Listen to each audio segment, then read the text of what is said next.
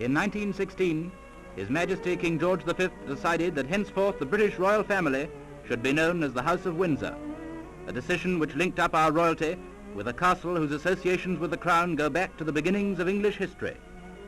The first king of the House of Windsor ruled as monarch of Great Britain, of the dominions overseas, and as King Emperor of India for over 25 years. It is fitting that we should begin our story by reviving memories of the world-famous Jubilee celebrations in May 1935, and of the magnificent climax when King George and Queen Mary drove in state to St. Paul's, there to give thanks to God for the achievements of a reign of 25 years. And what years they were, of hope and despair, joys and sorrow, drama and crisis.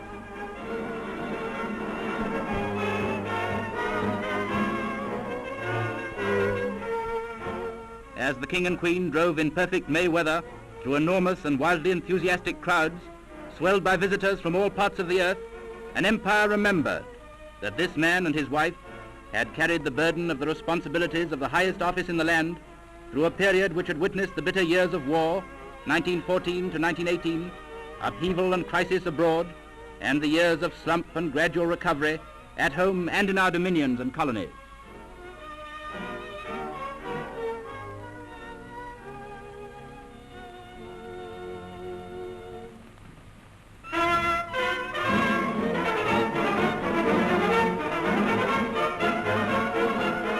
During the close of his reign, it was his happy custom to speak to his people each Christmas through the medium of the radio, and he perfectly expressed his own attitude towards the onerous duties to which he was called when, in his broadcast to his peoples at Christmas 1932, he said,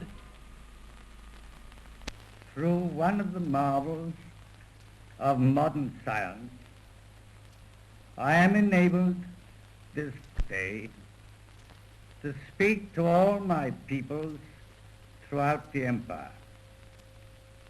My life's aim has been to serve.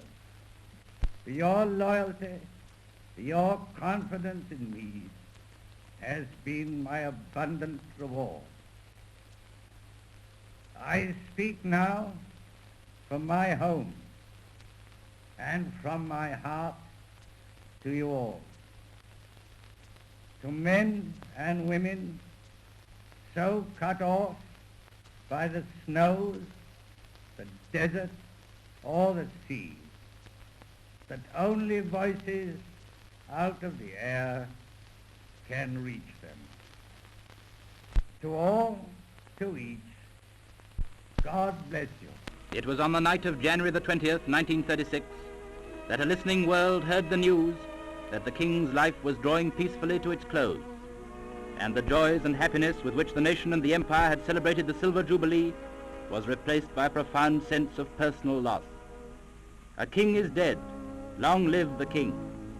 King George V was succeeded on the throne by his eldest son, who took the title of King Edward VIII. For reasons still fresh in everyone's mind, and which form one of the strangest and in some ways most tragic pages in English history, King Edward VIII, after a reign which lasted for less than 11 months, executed a voluntary act of abdication, and was succeeded on the throne by his brother the Duke of York, who assumed the title of King George VI.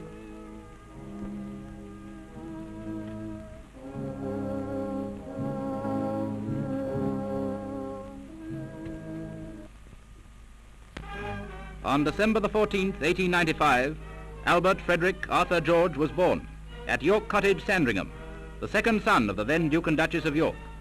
Like his father before him, he was destined for the Navy. At the beginning of 1913, he passed out of the Royal Naval College at Dartmouth, where he had spent the previous 2 years, and was appointed to the training cruiser Cumberland. In that ship, he learned to keep watch both above and below decks, and a 4-hour spell in the stokehold with a slice and shovel was no blinkin' picnic. When the Great War broke out, the young Duke was serving afloat, and attended his father when King George V inspected the Grand Fleet at Scapa Flow. As an officer in HMS Collingwood, one of the ships in the battle squadron, he took part in the periodical sweeps made by the fleet into the North Sea in search of the German high seas fleet.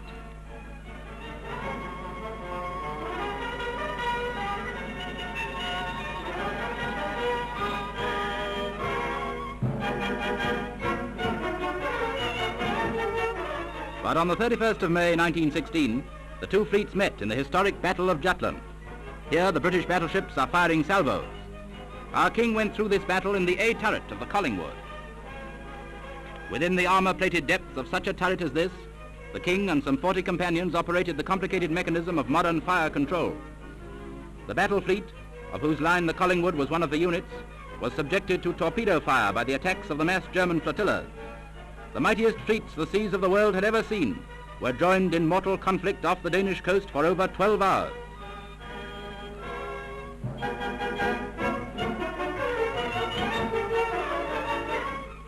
In 1917, he was transferred to the Royal Naval Air Service, and his company is being inspected by King George V.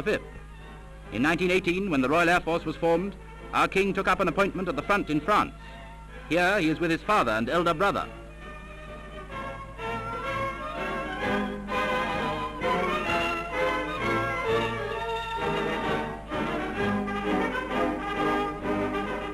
After the war, it was decided to erect naval memorials at each of the home ports. 8 years after Jutland, the king went to Portsmouth to unveil the recently completed memorial.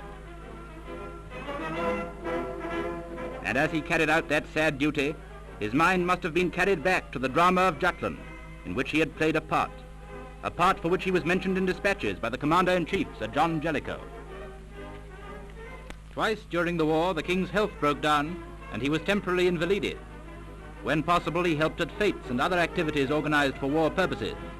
At one of these, George Robey stands up gallantly to the king's gunnery, which fails to score a direct hit, or has the wily George insisted that the balls must be thrown with the left hand. Here at Cambridge after the war, honorary degrees were being presented to distinguished personalities. Lloyd George, Bonar Law, Sir Austin Chamberlain and Lord Beatty are amongst those seen in this picture.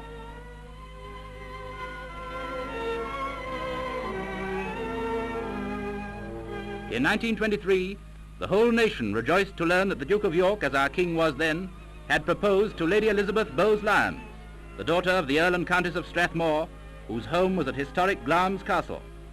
The marriage took place at Westminster Abbey, and enormous and enthusiastic crowds wished Godspeed and good luck to the happy couple as they drove to and from the Abbey.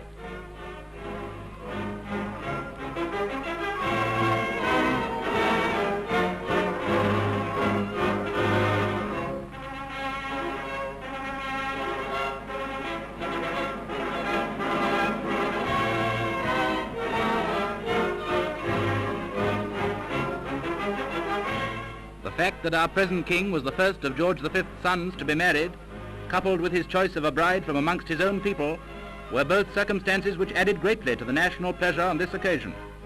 An immense and cheering crowd waited for the young couple to appear on the historic balcony overlooking the courtyard of Buckingham Palace, and they were not disappointed. First, the Duke and Duchess of York, as they then were, showed themselves to the cheering multitude. Then they were joined by Queen Mary, a few moments later by the rest of the royal family.